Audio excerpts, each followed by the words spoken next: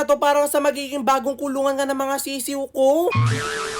Dahil nga unti-unti na nga lumalaki nga itong mga sisiw ko, nalalapit na nga rin yung paglipat nila sa bago nga nilang kulungan. At sakto-sakto nga rin kasi dumating na nga rin yung matagal ko nga hinihintay na parcel para nga sa magiging bagong kulungan nga ng mga sisiw ko. Ang tagal ko nga hinintay nga itong parcel na to kasi excited na nga akong ilagay nga to sa kulungan nga ng mga sisiw ko. Habang nagsaswipe nga kasi ako sa online, meron nga ako nakitang nagbebenta nga na itong automatic door para sa mga manok. Nakalagay dito, automatic chicken coop door. Ayan. Yung nilalagyan lang siya ng tapos automatic na tumataas yung pinto. Amazing! Ayan, buksan natin. Ayan. Ah.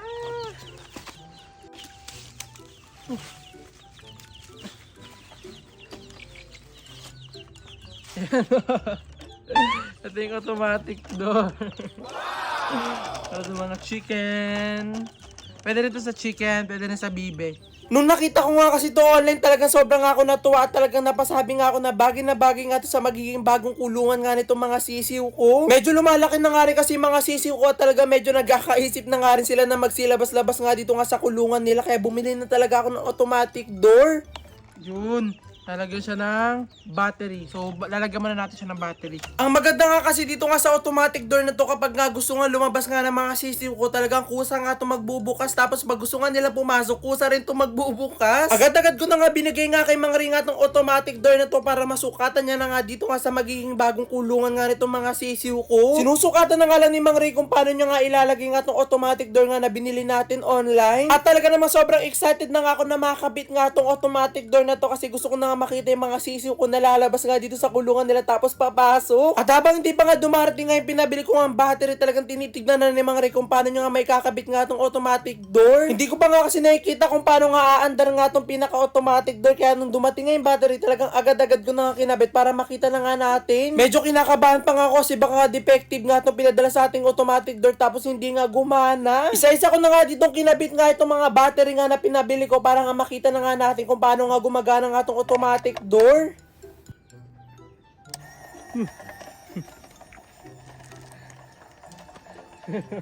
Automatic door. Oh. Sali lang natin.